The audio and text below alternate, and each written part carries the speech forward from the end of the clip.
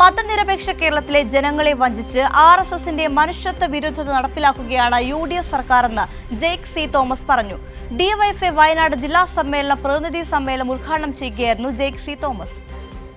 RSSന്റെ മനുഷ്യത്വ വിരുദ്ധത നടപ്പിലാക്കാമെന്നാണ് കേരള സർക്കാരിന്റെ ലക്ഷ്യമെങ്കിൽ 102 MLAമാരുടെ കരുത്തിനെ നേരിടാനുള്ള കരുത്തുണ്ട് 50 ലക്ഷം വരുന്ന യുവജനങ്ങളുടെ സംഘടനയുടെ സമരങ്ങൾക്കെന്ന് DYFI കേന്ദ്ര കമ്മിറ്റി അംഗം ജേക്ക് സി തോമസ് പറഞ്ഞു. മാനന്തവാടിയിൽ DYFI പ്രതിനിധി സമ്മേളനം ഉദ്ഘാടനം ചെയ്യുകയായിരുന്നു ജേക്ക്. PM ശ്രീയും PMAYയും അഭിമാന പദ്ധതികളായി UDF കൊണ്ടു നടക്കുമ്പോൾ മതനിരപേക്ഷ കേരളത്തെ വഞ്ചിച്ച ലീഗിന് ഒന്നും പറയാനില്ലേ എന്നും ജേക്ക് ചോദിച്ചു. 225 പ്രതിനിധികളാണ് സമ്മേളനത്തിൽ പങ്കെടുക്കുന്നത്. ഇവരെ കൂടാതെ സംസ്ഥാന ഭാരവാഹികളും ജില്ലാ കമ്മിറ്റി അംഗങ്ങളും സമ്മേളനത്തിൽ പങ്കെടുക്കുന്നുണ്ട്. രക്തസാക്ഷി പ്രമേയം ജില്ലാ ട്രഷറർ ഷിജി ഷിബു അവതരിപ്പിച്ചു.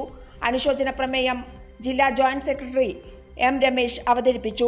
പ്രവർത്തന റിപ്പോർട്ട് ജില്ലാ സെക്രട്ടറി KM ഫ്രാൻസിസും സംഘടനാ റിപ്പോർട്ട് DYFI കേന്ദ്ര കമ്മിറ്റി അംഗം M വിജിനും അവതരിപ്പിച്ചു. ഒന്നാം ദിവസം പ്രവർത്തന സംഘടനാ റിപ്പോർട്ടിന്മേലുള്ള ചർച്ചകൾ നടന്നു.